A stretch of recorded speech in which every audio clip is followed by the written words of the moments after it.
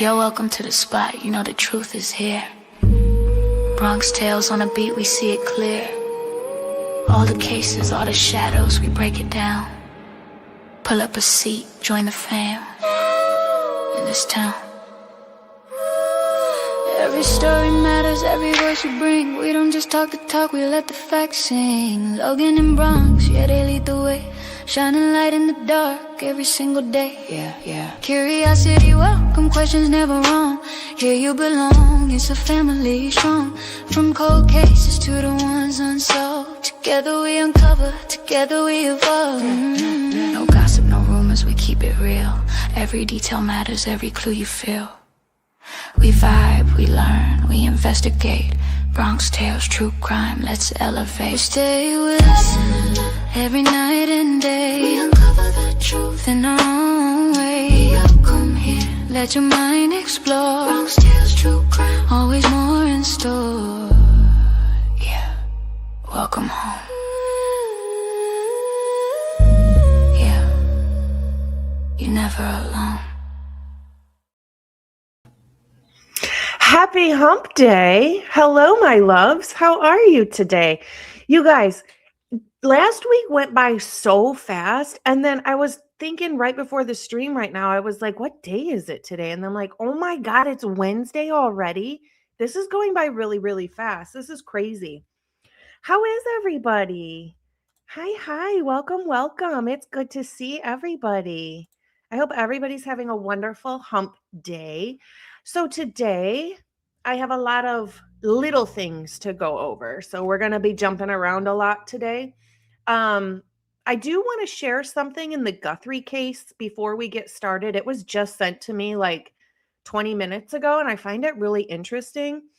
Everything is alleged in our opinion only. So I want to share this on the Guthrie case first.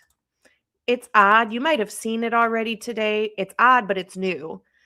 Let's see. So I received this email, and what you're looking at right here is a business card. It's stuck in Nancy Guthrie's door, and this was prior to her going missing. Now, this business card is from Adult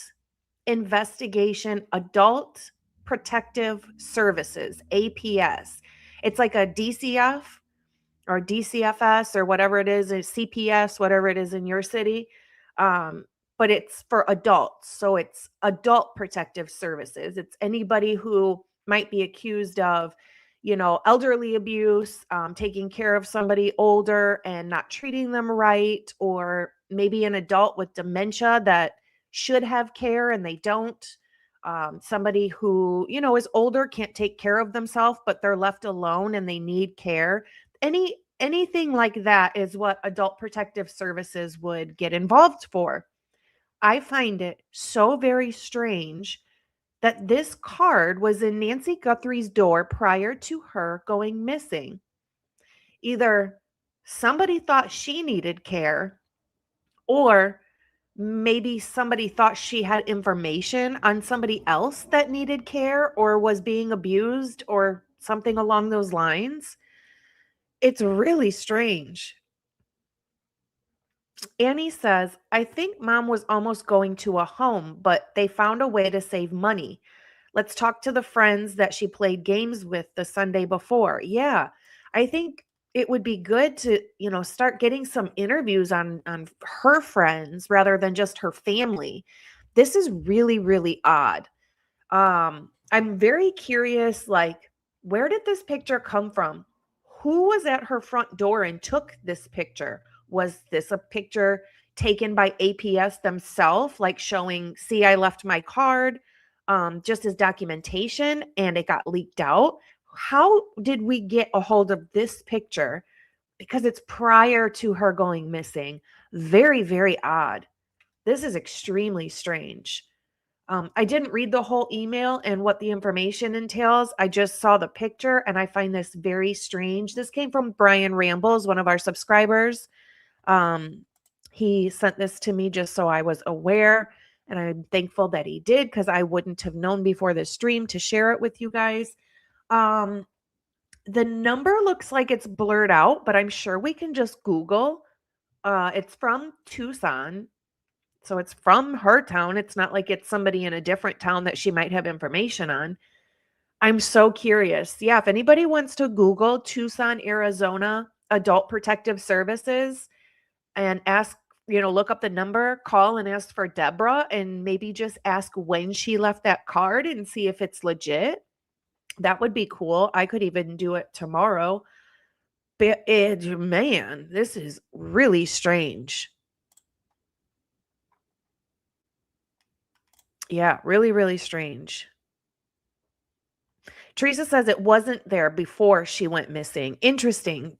Who would put this on her door after she went missing, though? That's really weird. Either way, it's strange, but definitely if it was before, then that would be weirder, but more weird. Annie says, I bet there's a case number for the visit being made. Oh, for sure. Because even when DCFS just does like a well check, there's a case number to it. There's documentation and a way to follow everything. So yeah, I'm sure there's a case number assigned to it, or even just a call number. Maybe somebody called in on her. This is just weird. Whether it was before or after, some think that it might be after she went missing, which kind of would make sense. I just don't understand why they'd put a card in her door when she's the one missing. I don't know. Strange. She might know about dementia and how dangerous it is for an elderly person to wander around a desert with dementia. True. Yeah, they could be asking her questions. Who knows? But yeah, very, very, very odd stuff. Very strange. So, okay. So I want to just talk about a few different things before we get started with the pictures and things like that. I want to let everybody know that I have updated where we are at with the FOIA donations. I'm going to post it. I'll either do it while we're live tonight, just post it on my community page, or I'll do it tomorrow. When I was updating it, I duplicated something somewhere and I'm trying to figure out where it is. So I'll post, you guys will see that. It'll be anytime before lunchtime tomorrow. So you guys will have that. I'm going to assume, just by going off of what everybody else's prices have been and what they got back for that price, I'm going to assume, because it's over 250 reports, calls, body-worn camera, things like that, it's going to be extremely expensive. I'm expecting in the thousands, and that's why I had her separate it by year. I'm hoping, maybe the first year will be like 500 and under, and we can try and get it just in pieces and get some information.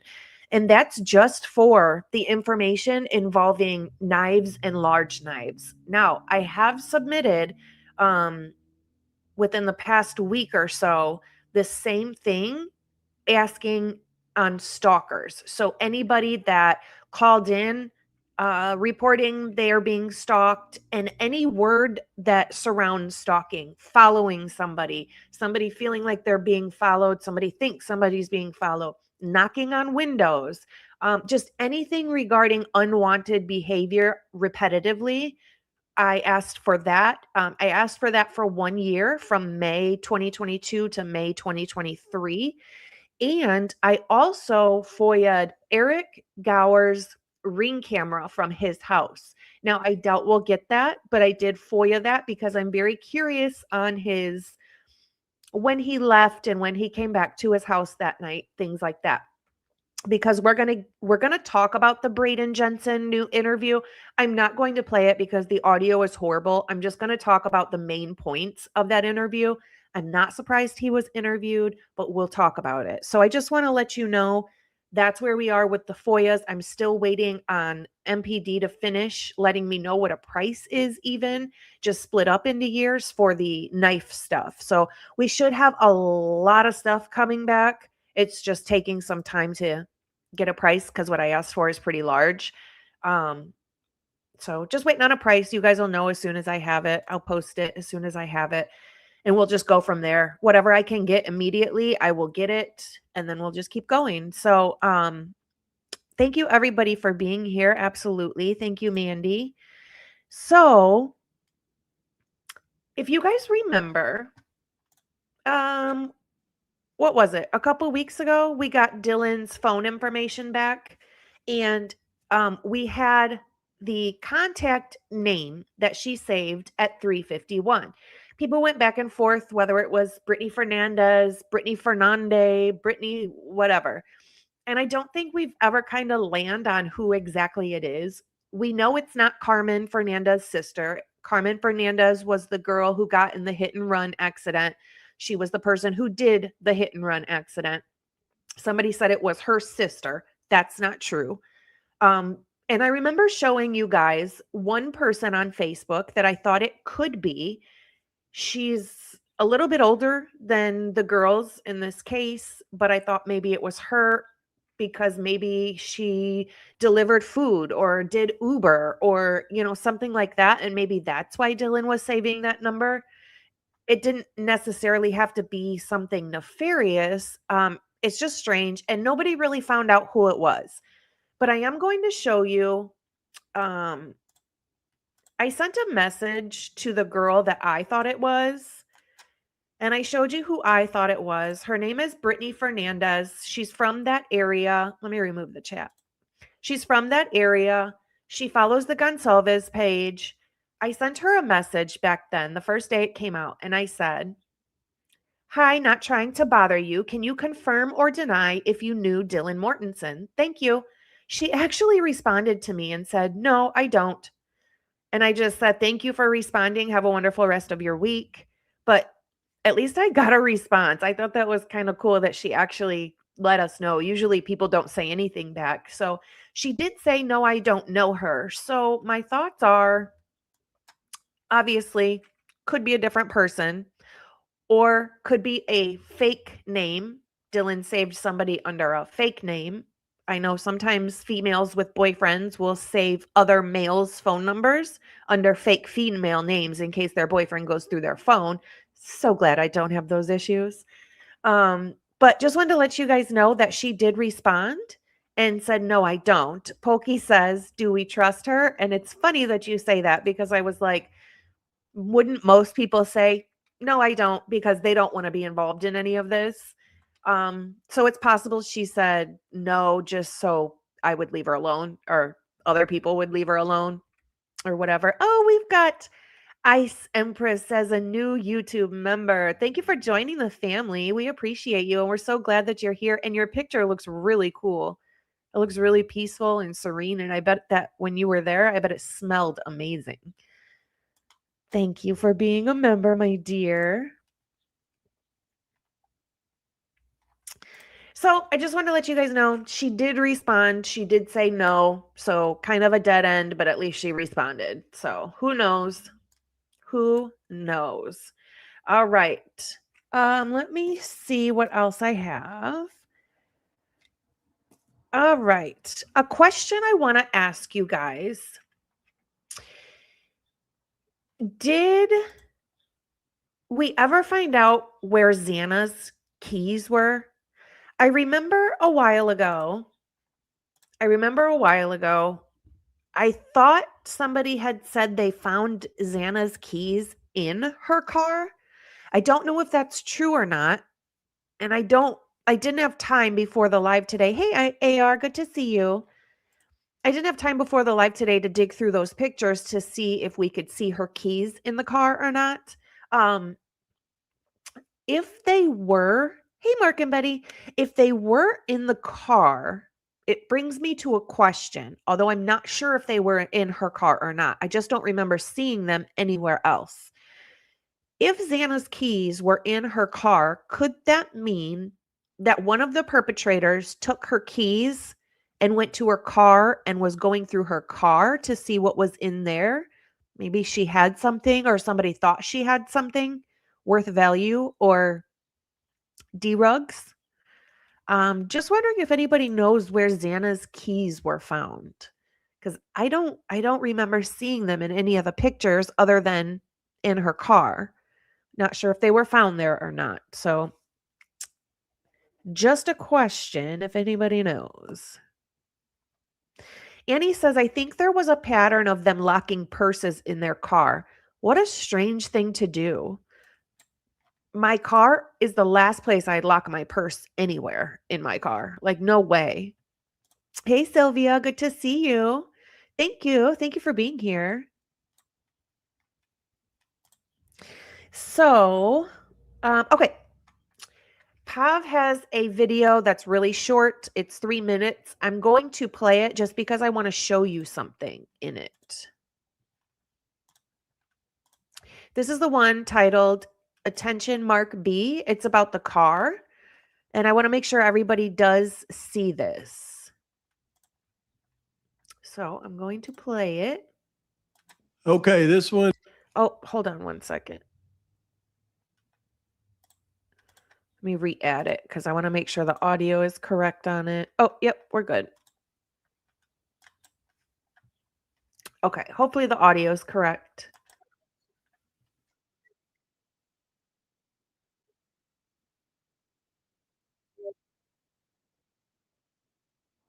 Everybody, this is the car. This is actually taken from the video, a screenshot that I pulled that is crossing the Sunset Mart at 328.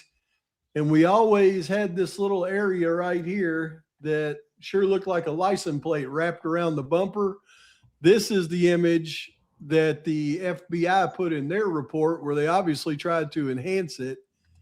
So if you remember, this car was used in the FBI report, and I thought it was strange that they altered this picture by removing the top portion so you couldn't see who was driving. And I thought maybe they did that for a reason. Maybe it was because it's the wrong car. There were more people in the car than just one person, and they wanted us to believe this was Bryan Kohberger driving his car. This is also the car where it looks like they blurred out a license plate in the front, and he's going to explain it. But I want to show you another area of this vehicle that looks very altered to me. And you can see that same license plate looking image right here wrapped around the bumper.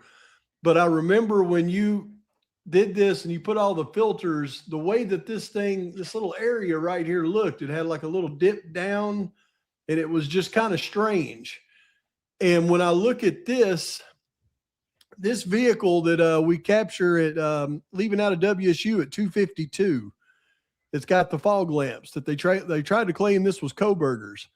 I was watching the video that I put out on this the other day, and I got to looking. We know it doesn't have a front license plate, but I just happened to look in that video and I went, wait a minute.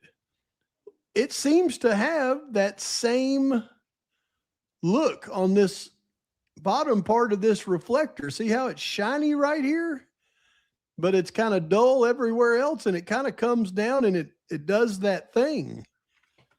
So I wanted you to take a look at this because, I mean, this looks really similar to some of those images that you were putting together on that other one in the past. Here's a blown up image of it. It almost, to me, looks like exactly what we were looking at with that green, what we thought was the green Elantra back in the day. And it just happens to be this vehicle with the fog lights on. So is this something on this bottom panel? You can clearly see right here, there's something, and it kind of goes out and comes down and comes back up. And I know you've got all that, detailed work that you did on this. And I can't help but think that it kind of resembles what we're seeing on this car, even though the fog lamps, I mean, you can't tell if it even has fog lamp. Maybe they were turned off. But this is a screenshot of the vehicle. So we can clearly tell the one car that he was, not this car, but the one before he was showing, is very clearly not Bryan Kohberger's car, right? We know for a fact Bryan Kohberger's car does not have fog lights. And I know there's a little divot in there where the fog lights are, and some might say, well, there could be fog lights in there. So I bought the same vehicle because of this case.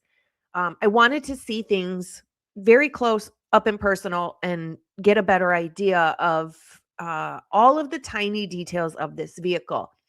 And that is not how this vehicle works, in my opinion. Where those fog lights are, yes, there's a divot, and some might think there are lights in there. There's not. You can definitely tell the difference between an Elantra that has fog lights and an Elantra that doesn't. The ones with the divots right there, don't have lights at all. And when they do have lights, you can see them. They're not like set back really far to where you question, are there lights in there or not? No, you can definitely see them and tell that there's fog lights there. So, hey, Beverly. Hey, One Take. So, yeah, I know, right, Witchy?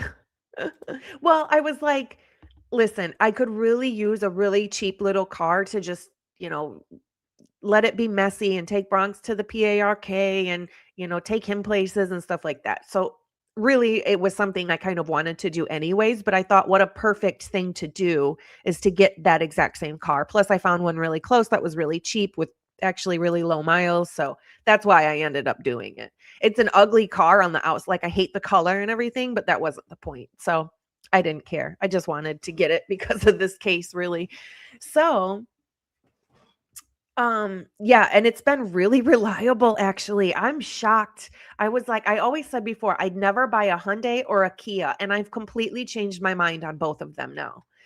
It's been a really great car actually, and really reliable. Like, I don't know, it's fun. I feel like I'm in a little go-kart in it. Bronx doesn't seem to mind it. So yeah, buying cars and stabbing mattresses over here. I am knees deep in this case, y'all. So what I was saying is the car that he just showed in the previous screen clearly is not Brian Koberger's car. They were following the wrong car the entire time. All of these pictures are the wrong car. This car, I believe, is the same car as the last picture he just showed where you can see the fog lights really bright. In my opinion, where the fog lights are on this picture, they have been filtered. There, I believe there's a filter on here because you can't even make out like the tie. You can tell it's extremely blurred right there, but it's not blurred the same way in other areas of this picture. It's just right where the fog lights would be. And then a little bit on the tire and then a little bit on this back tire as well. And I've been questioning the rims. I think the rims that pulled in at 1122, I think they're all black. But I think they have a filter on them so we can't tell if the rims are black or chrome. But I personally think, hey, Forehens, that this has been filtered out and blurred so we can't see that there's a shining bright fog light right here. It's the same on the other side. To me, this looks very much altered and filtered and blurred out. But I do think this is the same car from the last picture he just showed. Vehicle from the actual video, which you can see, like I said, looked like the FBI tried to use some filters on it to clean it up because this is a lot different than Look at that. What I took from the video. Look at that. In fact, look at that. I mean, this is straight off of the video screenshot. And look, the FBI's is on. Look at that. It is complete. You can't even. Okay. So this car right here, if it did not have fog lights, it would still have that dark spot area right here, that divot like Brian Koberger's does. And it would look dark, just like this front, like grill area almost. It would look like that over here, but we don't see that at all. Not right here and not right here on the other side. They're completely filtered, altered, blurred, whatever they are, whatever they did to this picture. It's so we cannot see the fog lights at all. It's completely altered, and you can tell. You can tell in both of them. Almost like they tried to squash it. Yeah. Look at that. Strange. Could you look at this though, Mark? It sure looks to me like it's got something. But they're trying to tell us these are the same cars. Strange, right? But they're also trying to tell us it's Brian Koberger's car. But there's no possible way. On the bottom of it right here, and if it does, and it matches this white car right here, then that would be verifiable proof that not only is this car not Koberger's, we know, but could it be this same vehicle we're seeing right here? I do think it's the same vehicle. I absolutely think it's the same vehicle, and it's not Brian Koberger's car. 1,000%. Brian Koberger's car does not have fog lights, and I think that's why they tried to blur them out in this picture. And the other picture that he showed, same vehicle, same blurs. Strange stuff. Strange stuff. Okay. So I want to ask you guys something and kind of just go through it and talk about it. I don't really have anything to show for it. I just want to know your guys' opinion and where we're at with this. Okay. We have Kaylee's blood in the living room and in the stairwell of the first floor up to the second floor. We have Kaylee's blood that is 100% Kaylee's blood and not a mixture. It doesn't have a minor mixture to it. It doesn't have Maddie's. So most people think if it's the same person as the perpetrator and Maddie was unalived first and then Kaylee second, anytime we would see Kaylee's blood, it would have to have Maddie's mixture with it. So that's not true. It's obviously not true that either Maddie was killed first or it's one perpetrator, right? It makes it very clear that there's more than one perpetrator. There's more than one weapon. We have Kaylee's blood that's 100% Kaylee's all over the living room and in the stairwell from the first floor to the second floor. And in my opinion, I believe that something happened to her on the second floor and she was either knocked unconscious or whatever. I don't think she was necessarily,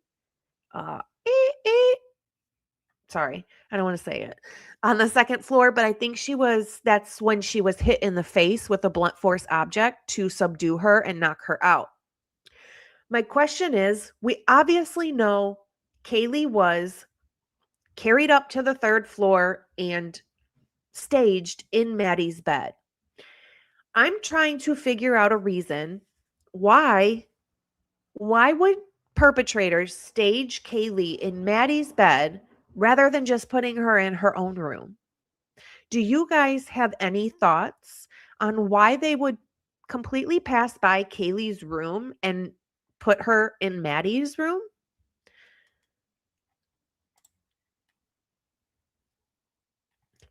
Oh my God. Can you hear that? Oh, okay. That's so weird. I have a show playing in the back there, not this TV, but the one in the other room. And I play a dog video for Bronx all the time because he'll just sit there and watch it. And right now there's birds on there and they sound like they're going, So I thought that's what you were talking about, Critic Rick, when you said cue sound effects. I'm like, wait, what? You can hear that? Ken says Kaylee went down and got attacked by one of the two assailants. Yes. Okay, so Fizzy, you think it's because Murphy was in the in Kaylee's room, so they didn't want to put her in there because Murphy was in there. That's interesting. Hi, Ro. They wanted the Slade in bed being lesbians, make them look bad, in my opinion. That's an interesting angle.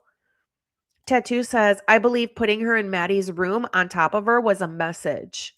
Okay. They were hired to whack occupants in those specific rooms. I do think that. Carol says to say they were asleep. That's interesting. That's like kind of a plain sight thing, right? Like that's like the simplest answer really is they fell asleep together. They were hanging out, they fell asleep together. Interesting. Chevy says if they were separate, you could question why one didn't wake up and get help or try to stop the attack. I also think the time their phone stopped is questionable to fit this narrative. Ken says a message to Steve G. Interesting. Interesting. So I was looking things up, asking ChatGPT like the psychology on that and why they would take Kaylee and put her in Maddie's room when actually Kaylee's room would have been closer. I'm sure Kaylee was heavy, the dead weight, and I don't mean that as a pun, but just dead weight is so incredibly heavy. MTD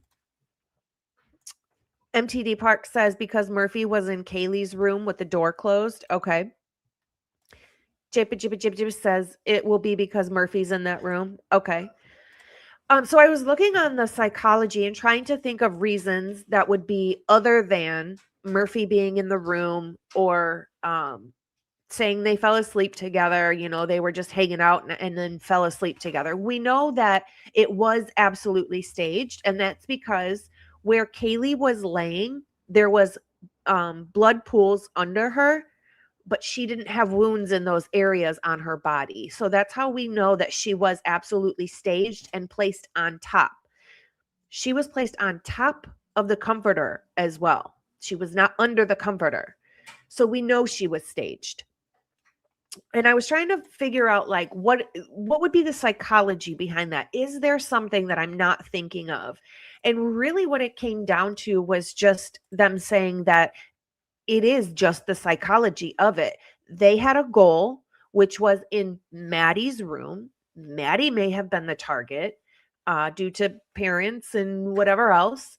And they had a goal, and that goal was in Maddie's room and Zana's room.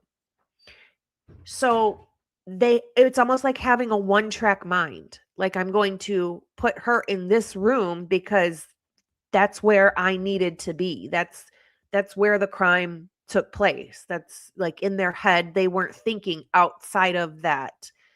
They had a one-track mind, and they needed to put her in the room where they had to complete their goal or their mission. And that could be another reason. I do think Murphy's a big part of that. I do. I personally think it's just a staging thing. And the Murphy part. That's what I think. I was just curious if anybody had any other like thoughts on it or just something I wasn't thinking of. Kaylee went to the room because Maddie was there after getting attacked on second floor after seeing what happened to Zana. I think, okay, so do you guys think Kaylee was carried up there, or do you think Kaylee walked herself? I personally believe Kaylee was carried up there. And the reason for that is the swipe that we see that goes from the outside to the inside of the door frame. And it's up. It's like shoulder height. And that would, to me, say that somebody was carrying her and they swiped from the outside in as they're carrying her in the room. Ken says she ran up there.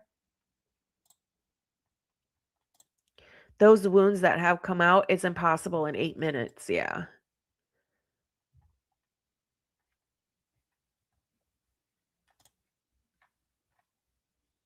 We know DM didn't care about Murphy. Oh, we sure do know that.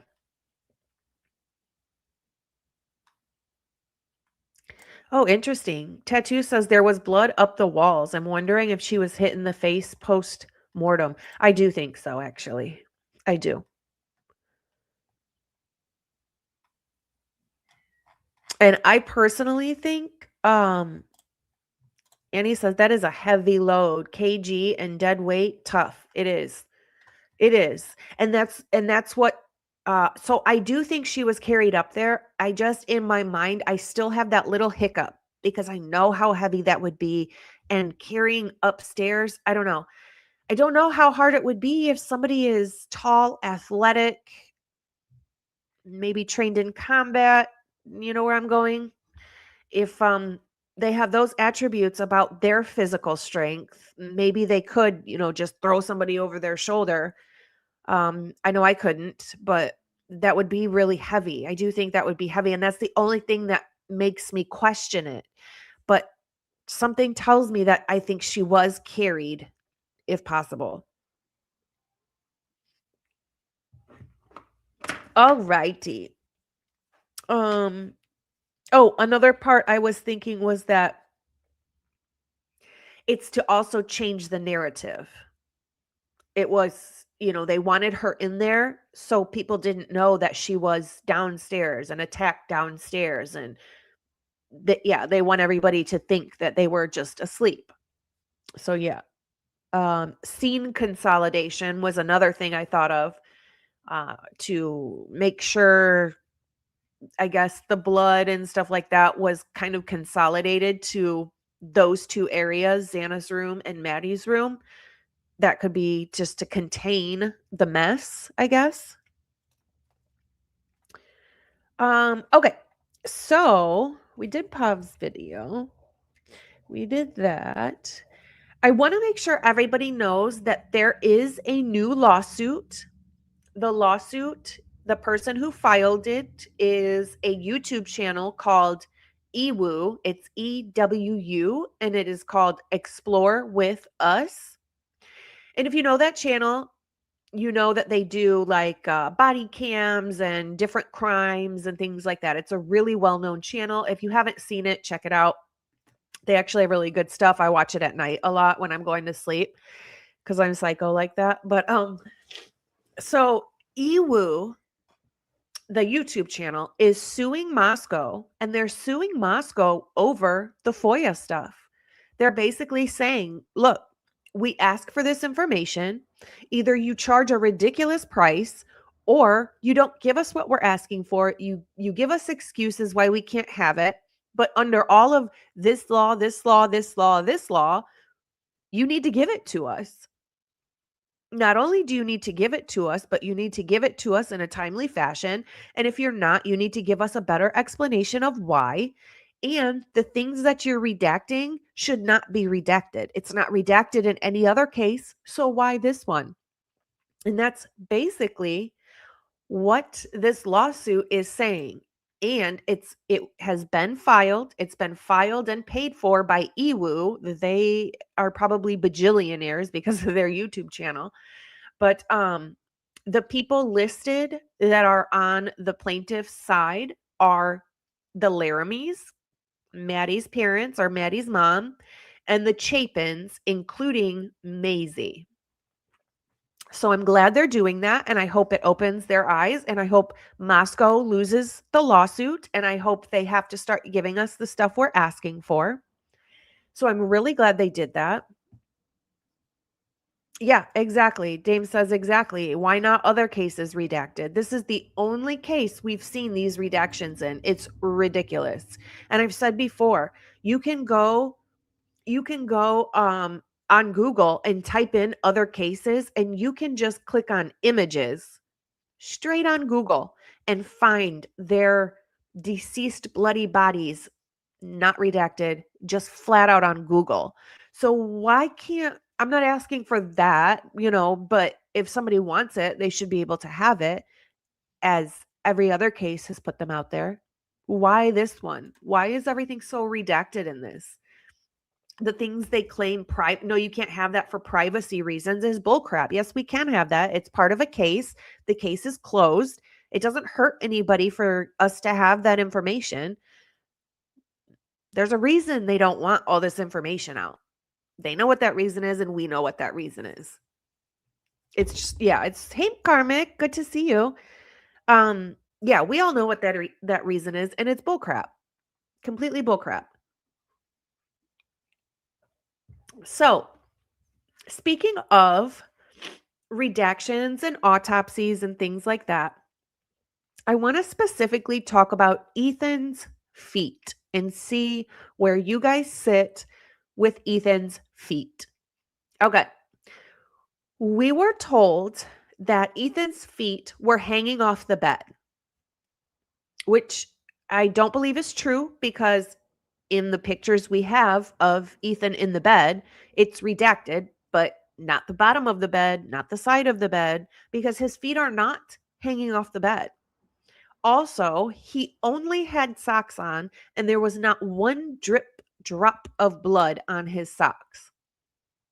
The other thing is, apparently, at one point, Maisie said she did not want to see the autopsy pictures get released because she didn't want to see Ethan's feet. That's the only thing she said about it. Specifically said his feet. So we were told his feet were hanging off the bed. They're not. He's the only one with socks on, and that's it. He doesn't have a drop of blood on his socks. He's the only one in the autopsy information where they did not take foot impressions. What is going on with Ethan's feet? what does Maisie know about Ethan's feet? I mean, this might sound crazy, and I'm not saying I believe it, and it's super speculation, but either did something happen to his feet, or were they not there at all? Were they cut off? Like, what is going on with his feet?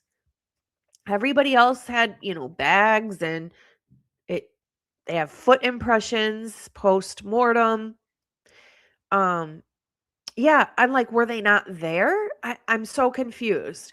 Did something happen to his feet and then they put socks on to make it look, I don't even know. But there's a lot of stuff surrounding Ethan's feet. Not sure why they said his feet were hanging off. MPD said his feet were hanging off the bed. We have the pictures of the crime scene. No, they weren't. They were not hanging off the bed. In the documents where it tells us where each and every wound was located on each victim, it says Ethan was covered by the comforter, his feet and everything. So how come we have one place saying that his feet were hanging off the bed, another place saying they were on the bed but covered with a blanket? Maisie's saying she doesn't want to see it because she doesn't want to see Ethan's feet. And then Ethan is the only one that doesn't have foot impressions. I don't understand. It's very wild. Something is not sitting right with me just regarding Ethan's feet. And I just want to know what it is. I don't have a clue. Okay. Let's see. All right. So now I want to talk really quick about the new Braden Jensen interview. I am not going to play it. That audio is horrible. Until we get better audio on it, I'm not even going to do that to you guys. But I'm hoping most of you heard the interview or at least got some information from it. It's not, I don't think it's strange that I understand why Brayden Jensen was on Ann Taylor's defense list to be called to the stand. I understand it. I completely get it. It makes complete sense why he would be. Now, in this interview, so Brayden Jensen was a roommate of Jack's and lived in Jack's house at this time of the crime. He went out with them that night, so he was at the locations they were at. And the interview takes place on November 18th. So Brayden Jensen is on Ann Taylor's defense list. He says that Eric Gower, the Uber driver, he said specifically, and I quote, he was always giving those stupid girls free rides. What? So it sounds to me like Brayden Jensen really thought Eric Gower was a creepy creepo. And I agree with him. He seems very, very creepy. Michelle says, this is probably going to sound crazy, but if this was something like ritual with Ethan, some religious believe in washing feet. So I'm glad you actually said that because somebody has mentioned that to me within the past couple days, that in some rituals, they do some things with feet and it means something. So I'm glad you said that because I have heard that actually. I know it does sound crazy, but I mean, I think some of you would be surprised what happens behind closed doors in some places. It's bad. It's wild. I mean, look at Epstein and all that stuff. Oh, I should probably not say his name on here, should I?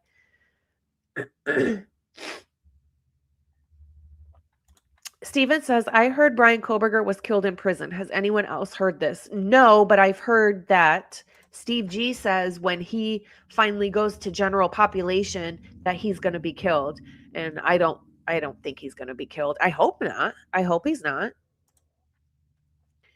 So, okay. So back to the Brayden Jensen interview. Brayden Jensen said, Eric Gower is always giving those stupid girls free rides. He also said that Eric Gower is always driving a different car. So I'm curious how many cars and what they are. I want to know the make and model of every single car that Eric Gower owns. And I want to know where he was at that night fully and in what car. Because now I believe we need to go back and look at all the vehicles we see going around that night for the whole night, because it might be Eric Gower in a different car. So Braden Jensen thought Eric Gower was driving a silver minivan that night, which is interesting to me. We know he was in a Prius. We saw him in the Prius, and the Prius was what looked to be steam cleaned. But I'm curious about his other vehicles. We know he has a white lifted Dodge Ram. We know he has this dark colored Toyota Prius. And now Braden Jensen says that he also has a silver minivan. This is exactly why I have FOIA'd Eric Gower's Ring camera. Probably won't get it due to privacy, but I did FOIA this information. Lana seems to think that Eric Gower is a CI. And she said that Eric Gower played Santa at the police station on the same day that Brian Koberger's name was first mentioned with police. Interesting. So, Braden Jensen, who was Jack D's roommate, seemed to insinuate or think that these crimes happened well before 4 a.m. And the reason is because he says, well, it couldn't have been such and such. And I think he meant Adam. He says because he didn't come home until around 4 a.m. or a little after, meaning he couldn't have done it because he was still closing down the bar. He was still at work. And I think he's talking about Adam, which is another one of their roommates, Jack and Braden's roommate. He says Adam couldn't have done it because he was closing down the bar and didn't get home till, around 4 or a little after. So to me, that says he thinks the crimes happened well before 4 a.m. And I agree. He said you could hear Murphy barking from like 4 a.m. Hi, buddy.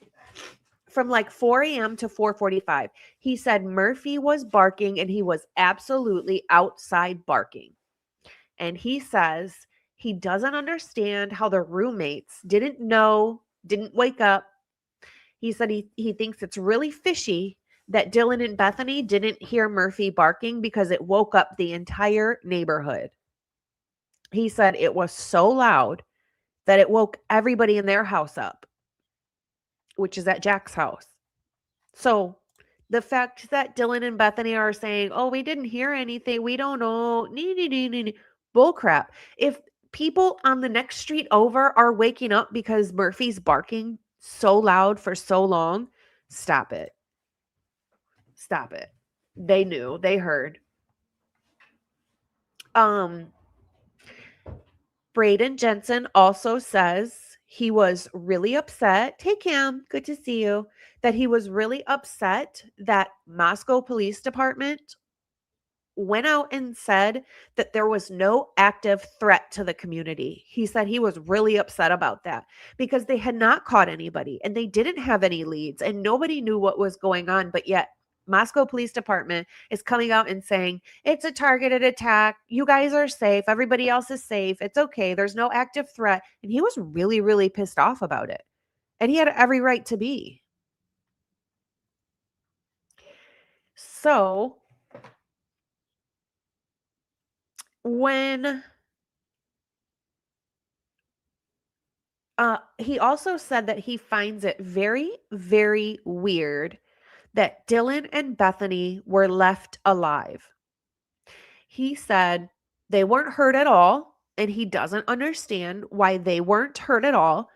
If some random person came in, why would they pick just Maddie's room and Zana's room? They would have to pass Dylan's room. If somebody was coming in to just do a one-off random spree killing, and go in and just kill whoever they can get a hold of, why would they not? Why would they just completely pass Dylan's room? That doesn't make sense. So he didn't think that made sense at all. And he says, I also don't think it makes sense that they are telling you that they were sleeping, because Murphy, again, woke up the whole neighborhood. Plus, the sound of people being killed, you can't really be sleeping if somebody's being stabbed to death. I'm sure that was loud and brutal. So he says he doesn't understand why they're saying that they were sleeping and why they weren't hurt. And I'm right there with him. So he was also asked, do you know if those girls, meaning the girls at 1122 King Road, he said, do you know if any of those girls had any stalkers? And he said, no, not those girls, which told me, well, he knows of other girls being stalked then. And he said, there is a creepy stalker that lives at the Whites. Interesting. So now you guys can see why I'm really, really glad that last week I FOIA'd.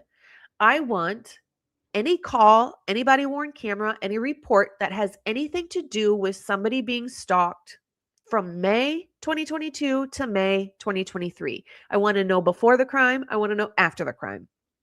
And I want to know any call of somebody being stalked, knocking on windows, being followed, a creepy person. And I said I want both 911, emergency, and non-emergency calls for this. So I'm glad I did that now, because he specifically mentions a stalker living at the Whites. And if you remember, there was blood found at the Whites as well on the walls. Remember a big splatter of blood, wasn't it, on the wall? Or was that the stuff on the floor? I can't remember. I know that there were two. I can't remember which one's which right now. But so there's a stalker that lives at the Whites, and there was blood found at the Whites. And I find that very interesting. So, yes. Okay. Oh, we already went over that. All right. I'm going to share my screen. I don't know if anybody has seen these. And honestly, I could not get the actual pictures from the documents. I had to get some of them from Reddit and some of them from Critic Rick. Actually, I stole this from you. Thank you, my dear. So these are just the finger and handprints of some of the victims. And it's not letting me make it bigger. Let's see. Nope, it's as big as it goes. Whoops. Ah, crap. That's not what I want. Go back. Oh, that's a little bit bigger. Okay. So I just wanted to show some handprints and fingerprints because I thought it would be interesting to see if we could see where some of the wounds are, maybe what they look like and how big they are. So this is Zana's left hand. I think that her fingers are very swollen. I know they roll them. I know that. But they do look really swollen. And I think where some of these blanks are might be some cuts. I don't really see any on the fingers too much, but I do on the hand, specifically right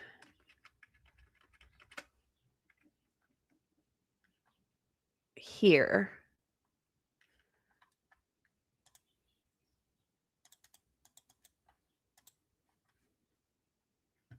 Yeah, right here looks like a really big cut. It looks like maybe the tips or a tip of a finger might be not there, but it could just be the way, it's rolled or whatever. So this is Zana's right hand. And I don't know if that looks like a broken finger right here. The thumb looks really messed up. Unless they just rolled it messed up, but that looks like it could be broken. I don't know if that's it, I don't know. That looks like the tip could be missing. And then I wish I could show you, but this thing is covering it up. Right here. Right here. Can you see that where I have my mouse? Just above this white dot, there's a large cut on the blade of her hand. Like when you karate chop, like right here, there's a really large cut right there. And then we have Ethan. This is his left hand.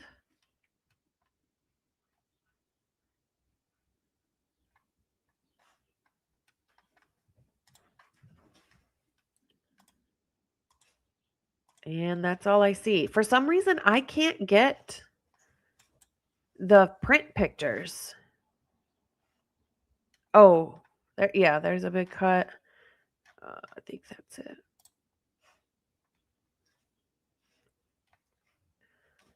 That might be a cut.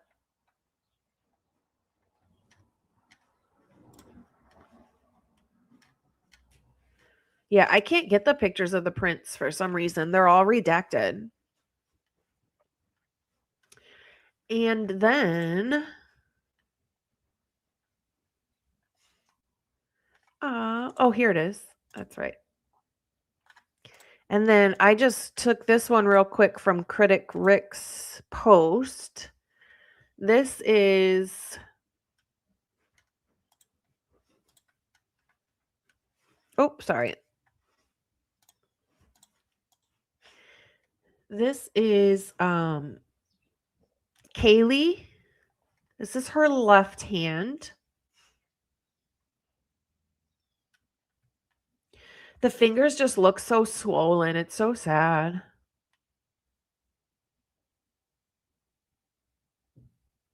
I don't see much on hers. I don't really see many cuts or anything. This one is, I believe, Kaylee's right.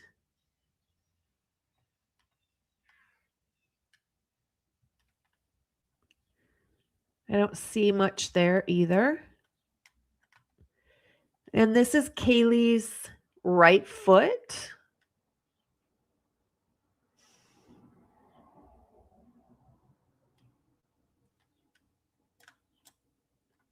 And this is Kaylee's left foot.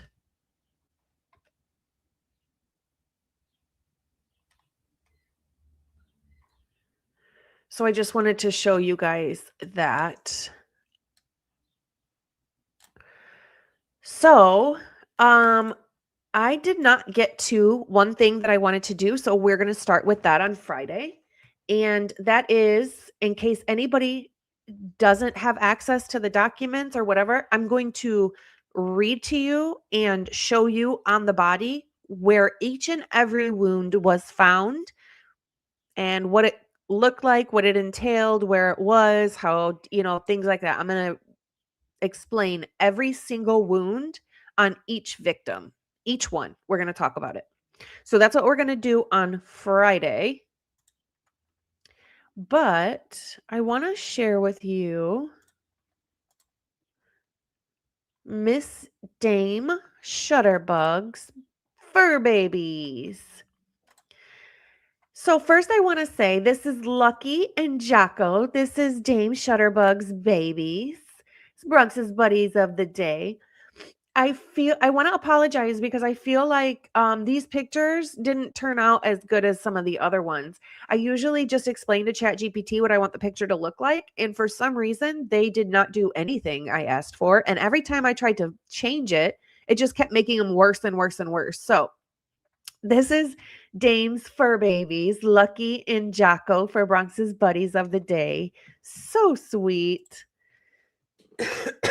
So sweet. I'm excited for Friday to go over each and every wound. I cannot wait to get to that. I feel like I'm missing something for today, though. I don't know if you guys will be able to see this. but I want to share with you just a quick video of Bronxie's ASMR last night.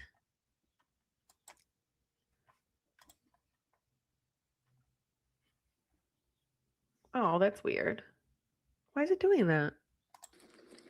Oh, there we go.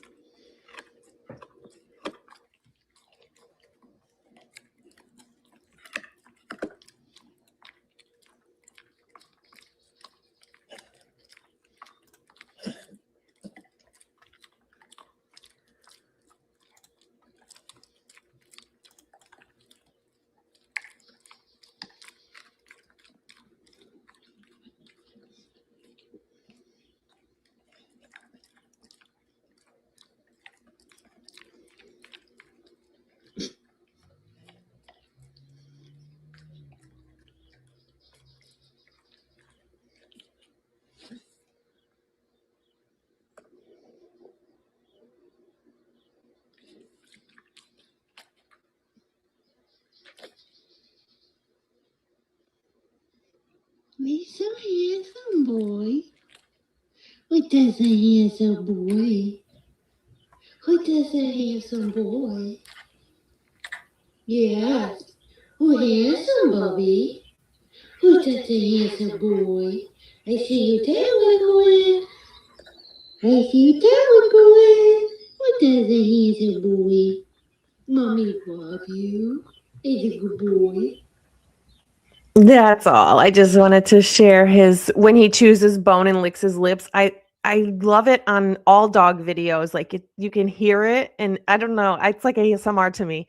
I watch other people's dogs on YouTube do that and make those noises, and it's so relaxing to me. I don't know why. So there you go. That's what we have for you today. I'm really excited for Friday, so we can go over some of these wounds and things like that. And I have some other stuff for you guys, but that's what we're doing today. So I hope everybody has a wonderful day. Do something nice for yourself. Be kind, but more importantly, be kind to your animals. And hopefully, I'll see you guys in about 28 minutes at Crimes After Dark. Thanks for being here, guys. I appreciate all of you.